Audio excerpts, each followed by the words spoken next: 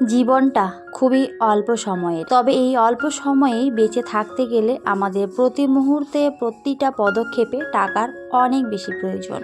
টাকা ছাড়া আপনি কোনো কিছুই করতে পারবেন না। তো সেজন্য আমাদের সবার উচিত টাকা জমিয়ে রাখা, বাঁচিয়ে রাখা।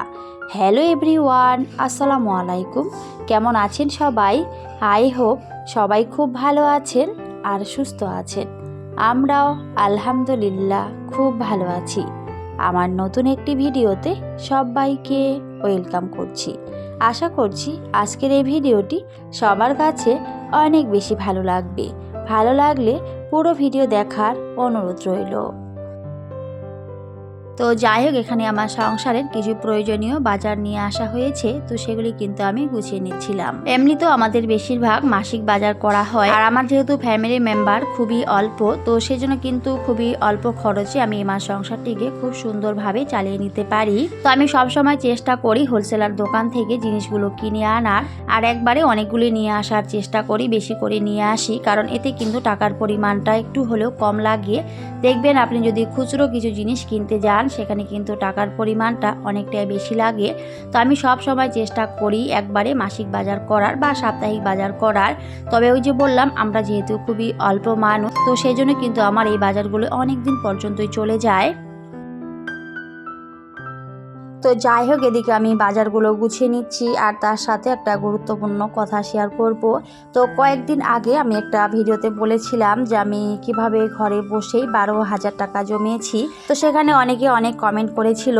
তো অনেকেই বলেছে যে ঘরে বসে 12,000 টাকা জমানো একেবারে সম্ভব না, আবার অনেকে অনেক খারাপ কমেন্টও করেছে। তো যাই হোক, আমার কিন্তু খুব একটা খারাপ কমেন্ট আসে না, যদিও আমার খুব একটা বেশি খারাপ কমেন্ট আসে না, খুবই কম আসে। তো হঠাৎ করে এরকম কমেন্ট দেখলে সত্যি একটু হলেও খারাপ লাগে। তো অনেকেই রয়েছে কি করবে, ভালো করে ভিডিও দেখবে না, আর এমনি কিন্তু এসে উল্টাপাল্টা কমেন্ট করে চলে যায়।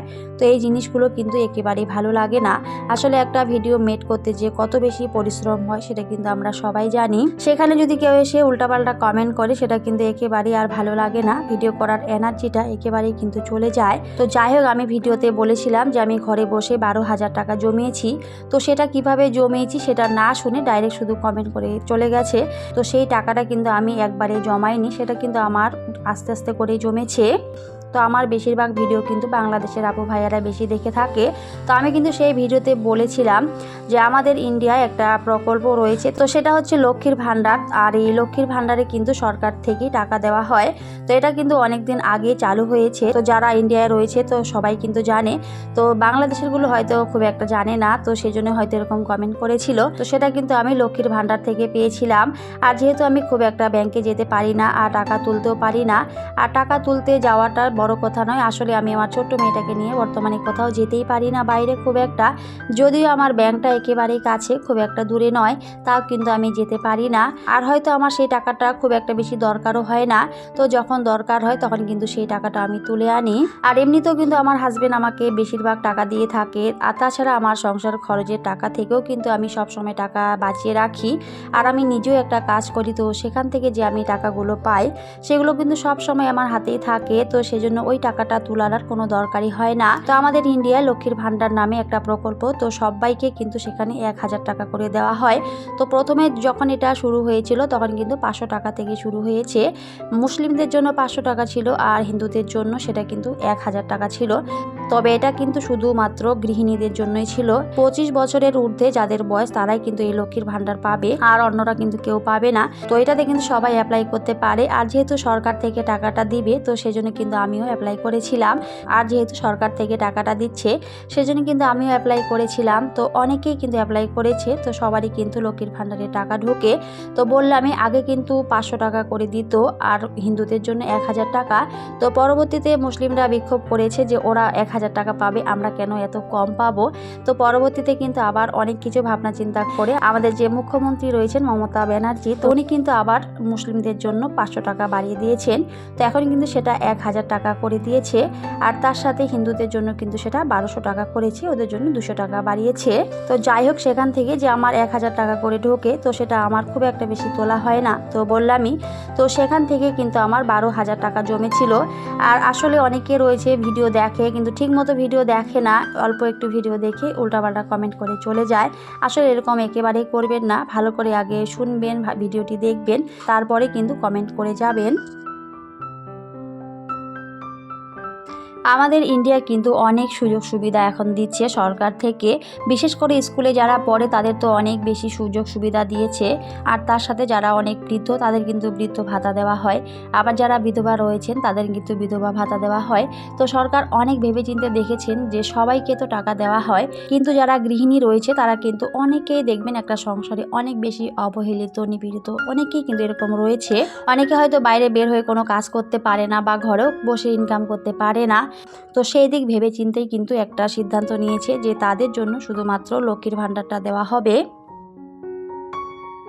দেখবেন অনেক গৃহিণী রয়েছে যারা সংসারে একেবারে অত্যাচারিত, তাদের হাজব্যান্ডরা হয়তো টাকা দেয় না বা অনেক কিছু এরকম অনেক সমস্যা হয়। আমরা কিন্তু নিজের চোখে এরকম অনেক ঘটনা দেখি। তো তারাও যেন এই টাকাটা পেয়ে কিছু করতে পারে, সেজন্যই কিন্তু সরকার থেকে এই টাকাটা দেওয়া হয়। তো যাই হোক, আলহামদুলিল্লাহ আমিও কিন্তু পাচ্ছি, তো সবাই কিন্তু এই টাকাটা পাচ্ছে। তো এটাতে কিন্তু ধনী দরিদ্র সেটা একেবারেই ম্যাটার করে না। তো এখানে কিন্তু সবাই অ্যাপ্লাই করতে পারে আর সবাই পেতেও পারে। তো আমিও কিন্তু সেজন্যই অ্যাপ্লাই করেছিলাম, আর আলহামদুলিল্লাহ আমিও কিন্তু এখন পাচ্ছি। তো সেখান থেকেই কিন্তু আমার এই টাকাটা জমা হয়েছে আর সেটাই কিন্তু আমি পেয়েছি। তো আশা করি আপনারা বুঝবেন, কেউ না জেনে উল্টাপাল্টা কমেন্ট করবেন না। তো যাই হোক, আমি এর আগের ভিডিওতে যখন বলেছিলাম তখন কিন্তু আমার 12,000 টাকা জমা হয়েছিল। তবে আলহামদুলিল্লাহ এখন কিন্তু আবার 1,000 টাকা যোগ হয়েছে এই মাসের। তো সেজন্য কিন্তু সেখানে এখন আবার 13,000 টাকা হয়ে গেছে। আর প্রত্যেক মাসে তো 1,000 টাকা করে দেয়, তো বললামই, তো সেই জন্য কিন্তু এই মাসে আবার 13,000 টাকা হয়ে গেছে। তো এভাবেই কিন্তু প্রত্যেক মাসে 1,000 করে দিলে সেখানে আবার টাকাটা বাড়বে। তো আমি যেহেতু খুব একটা সেখানে টাকা তুলতে চাই না, তো সেই জন্য সেই টাকাটা আমার সেখানে জমাই থাকে। তো আমার যখন অনেক বেশি দরকার হবে তখন কিন্তু সেই টাকাটা আমি তুলবো। তো সেই টাকাটা তুলে আমি আমার সংসারের অনেক প্রয়োজনীয় যে জিনিসগুলো রয়েছে সেগুলো কেনাকাটা করব। তো আমি কিন্তু এভাবেই আমার সংসারে সবসময় চলার চেষ্টা করি, অল্প অল্প করে টাকা জমিয়ে রাখি, বাঁচিয়ে রাখি, সেটা দিয়ে আমি আমার শখগুলো পূরণ করি। যাই হোক, এদিকে অনেক কথা বলেছি আর এদিকে কিন্তু অনেকগুলো কাজও করে নিয়েছিলাম। আজকে আমার হাজব্যান্ড এক মেলায় যাবে, তো অনেকেই কিন্তু জানে আবার অনেকে জানে না। আমাদের এদিকে হলদিবাড়িতে হুজুর সাহেবের অনেক বড় একটা মেলা হয়। তো সেখানে 2 দিন কিন্তু মেলা হয়, তো অনেকেই কিন্তু যায়। তো আমিও কিন্তু যেতাম, তো আমার যেহেতু ছোট বেবি তো সেজন্য আর যাওয়া হয়নি। তো আমার হাজব্যান্ড গিয়েছিল। তো হাজব্যান্ডের জন্য আমি সকালবেলা রুটি, তরকারি, আলু ভাজা এগুলো কিন্তু করে দিয়েছিলাম। তরকারি বলতে চিকেন করেছিলাম, তো সেগুলোই কিন্তু করে দিয়েছি। আর রুটি করে দিয়েছিলাম, তো সেগুলো নিয়ে কিন্তু চলে গেছে। আর যেহেতু অনেকটা রাস্তা জার্নি করে যাবে, তো সেই জন্য সেখানে গিয়ে আবার খিদে পেয়ে যাবে। আর আমার মতে বাইরের খাবার খুব একটা না খাওয়াই ভালো। তো সেই জন্য কিন্তু আমি বাড়ি থেকে সমস্ত কিছু রেডি করে দিয়েছিলাম, আর তারপরে কিন্তু চলে গেছিলো। আর বাইরের খাবার বলতে মেলায় প্রচুর পরিমাণে ভিড় থাকে, তো খাবারের দোকানে অনেক ধুলোবালি এরকম একটা ব্যাপার। আমিও কিন্তু গেছিলাম, তো আমি খুব ভালো করে জানি। তো সেই জন্য সেই নোংরা খাবার না খেয়ে আমি কিন্তু বাড়িতেই বানিয়ে দিয়েছি। আর বাইরে খেতে গেলে কিন্তু টাকার পরিমাণটা অনেক বেশি লেগে যায়, তো অবশ্যই আমাদের গৃহিণীদের একটু বুদ্ধি করে চলা উচিত। তো সেজন্য আমি বাড়িতেই কিন্তু রান্না বাড়া করে দিয়েছিলাম আর হাজব্যান্ডকে রেডি করে দিয়েছিলাম, আর উনি কিন্তু চলে গেছিলেন। তো উনি যাওয়ার পরে আর খুব একটা ভিডিও করা হয়নি, আর যেহেতু রান্না বাড়াও রেডি করে রেখেছিলাম। তো মেলা থেকে আমার হাজব্যান্ড অনেক কিছু জিনিসই নিয়ে এসেছিল, তো সেটা একটুখানি শেয়ার করেছি। তবে আমার সবচেয়ে বেশি পছন্দ হয়েছে আমার মেয়ের জন্য একটা অনেক সুন্দর হিজাব নিয়ে এসেছিল, তো সেটার জন্য তো আমার অনেক বেশি ভালো লাগছিল। আর তার সাথে কিন্তু একটা অনেক বড় ব্ল্যাঙ্কেট নিয়ে এসেছিল, তো ওটার দাম অনেক কম ছিল, তো সেই জন্য কিন্তু সেই ব্ল্যাঙ্কেটটা নিয়ে এসেছে। তো আমি তো বলেছিলাম যে এতটা রাস্তা জার্নি করে আবার একটা ব্ল্যাঙ্কেট নিয়ে এসেছে, তো বলেছে যে অনেক কম দাম ছিল, তো সেই জন্যই কিন্তু নিয়েছে। তো যাই হোক, যেহেতু দাম কম ছিল তো সেজন্য এনেছে। আমাদের মতো মধ্যবিত্ত সংসারে অবশ্যই আমাদের এই দিকগুলো ভেবেচিন্তে চলতে হয়। যেখানে একটু কম দামে জিনিসগুলো পাবো সেখান থেকে কিন্তু নেওয়া উচিত। এতে কিন্তু একটু হলেও সংসার থেকে টাকা বাঁচানো সম্ভব। তো আমার ছোট্ট সোনাটার জন্য অবশ্যই সবাই মাশাআল্লাহ বলবেন। আমার কাছে অনেক বেশি কিউট লাগছিল আমার মেয়েকে। আমার হাজব্যান্ড সত্যি অনেক ভালো একজন মনের মানুষ, ও সত্যি অনেক বেশি ভালোবাসে আমাদেরকে।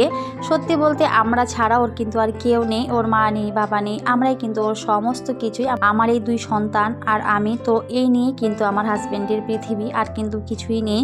তো সেই জন্য কিন্তু আমি সবসময় চেষ্টা করি আমার হাজব্যান্ডকে ভালো রাখার, কারণ যাদের মা বাবা নেই তারাই কিন্তু জানে পৃথিবীতে সত্যি সত্যি কষ্ট কাকে বলে, মা বাবা না থাকা যে কি যন্ত্রণা কি কষ্ট যাদের নেই তারাই কিন্তু সেই ব্যাপারটা বোঝে। আল্লাহ যেন সববার মা বাবাকে অনেক ভালো রাখে, সুস্থ রাখে, এটাই দোয়া করি। আপনারা সবাই আমার মা বাবার জন্য দোয়া করবেন। আমার মা অনেক অসুস্থ, অনেক দিন থেকেই অসুস্থ, তো ওষুধ খাচ্ছে আবার ঠিক হয়ে যায়, কিন্তু ওষুধ না খেলে একেবারে আবার অসুস্থ হয়ে পড়ে, সেজন্য কোনো সময় অনেক বেশি কষ্ট হয়। তো সবাই আমার মায়ের জন্য দোয়া করবেন, আমার বাবার জন্য দোয়া করবেন।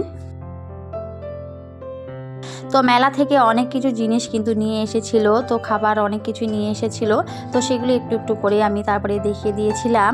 যে জিনিসগুলো আমি অনেক বেশি পছন্দ করি সেগুলোই কিন্তু এনেছে।